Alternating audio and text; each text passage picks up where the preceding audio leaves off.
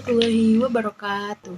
Perkenalkan, saya Kamila Sari. Kembali lagi di channel saya. Di sini kita akan membahas tentang manfaat media sumber belajar, media pembelajaran, dan klasifikasi serta karakteristik pemilihan media pembelajaran. Cek terus ya. Baiklah teman-teman, tadi kita mengulas sedikit apa sih definisi dari sumber belajar dan media pembelajaran. Sekarang kita akan membahas tentang apa sih manfaat dari media dan sumber pembelajaran bagi guru. Tonton terus. Baiklah teman-teman, kita akan membahas tentang manfaat dari media pembelajaran dan sumber belajar. Di sini manfaat dari media pembelajaran dan sumber belajar sangat banyak sekali yang berpengaruh pada guru dan siswa. Berikut manfaat media pembelajaran dan sumber belajar. Yang pertama, manfaat dari sumber belajar dan media pembelajaran bagi siswa yakni meningkatkan pemahaman. Jadi di sini media pembelajaran dan sumber belajar berfungsi untuk memudahkan pemahaman siswa. Jadi siswa bisa melihat, memahami teks tersebut, memahami materi itu dengan visualisasi, gambar, audio, video, yang mana nanti ketika ada menemukan konteks yang sulit, siswa dapat memvisualisasikan dengan gambar-gambar dan membaca teks dari konteks tersebut. Yang kedua adalah meningkatkan motivasi. Di sini yang mana ketika media pembelajaran dan sumber belajar yang menarik dan interaktif itu akan membuat si siswa untuk termotivasi dan semangat dalam pembelajaran. Itu akan memengaruhi suasana dia ketika dalam proses pembelajaran menjadi lebih menyenangkan. Jadi di sini menjadi point of view dari sumber belajar dan manfaat media pembelajaran itu untuk interaktif dan menarik untuk si siswa. Kemudian sebagai sarana variasi dalam media pembelajaran.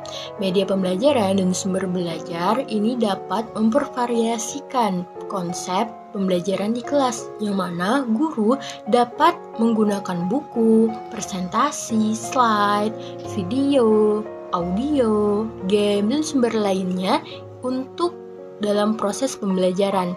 Jadi di sini penggunaan ini untuk melarang konsep yang sama dengan cara yang berbeda-beda. Ini juga membantu siswa untuk memperkaya pengalaman belajar mereka, yang mana siswa berkesempatan untuk mengunjungi situs web, membaca jurnal ilmiah, di karya tulis ilmiah, dan juga bisa siswa untuk menonton film dokumenter yang mana untuk memperluas pengalaman mereka tentang topik tertentu. Kemudian, manfaat di sini yang selanjutnya adalah meningkatkan keterampilan teknologi. Jadi, penggunaan media pembelajaran dan sumber belajar yang memanfaatkan teknologi dapat membantu lebih siap untuk berpartisipasi dalam dunia siswa yang semakin terhubung dan tergantung pada teknologi. Manfaat selanjutnya adalah mempengaruhi efisiensi dan efektivitas waktu.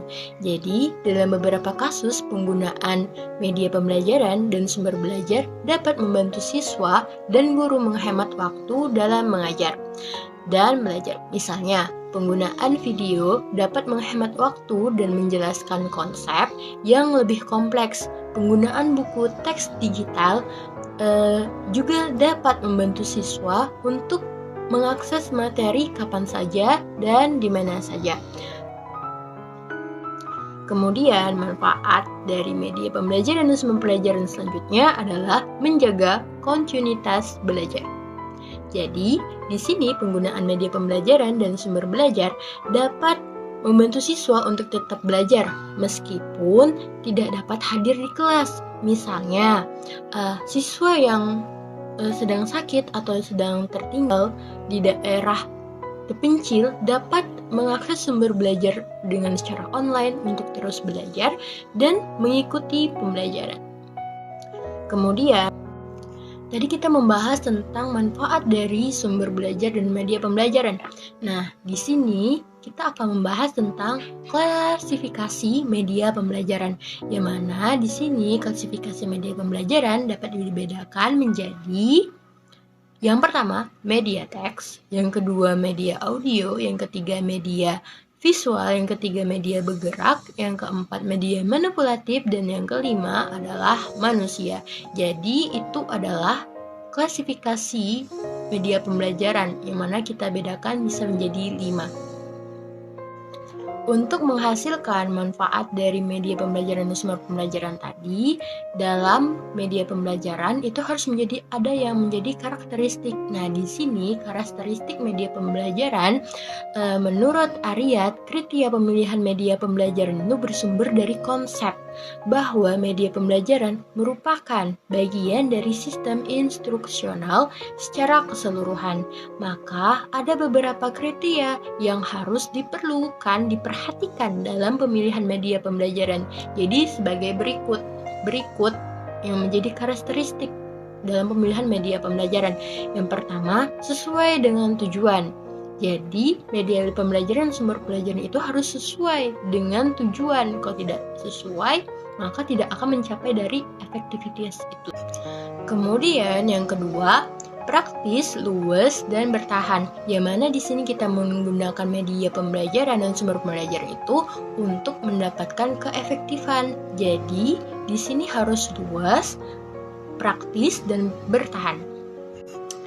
Kemudian yang ketiga, mampu dan terampil. Yang keempat, pengelompokan sasaran. Dan yang kelima, masa teknis. Jadi itu adalah karakteristik dalam pemilihan media pembelajaran untuk kita bisa mencapai dari manfaat media pembelajaran yang kita bahas tadi.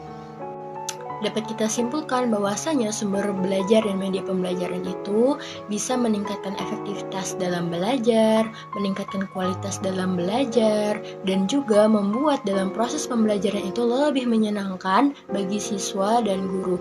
Dan juga media pembelajaran dan sumber pembelajaran juga bisa memberikan sebuah pengalaman yang baru dengan cara konsep-konsep yang di dalamnya yang berbeda-beda agar dalam proses pembelajaran itu tidak jenuh. Jadi di sini manfaat dari media pembelajaran dan sumber pembelajaran itu sangat banyak sekali yang mempengaruhi sukses tidaknya sumber belajar tersebut.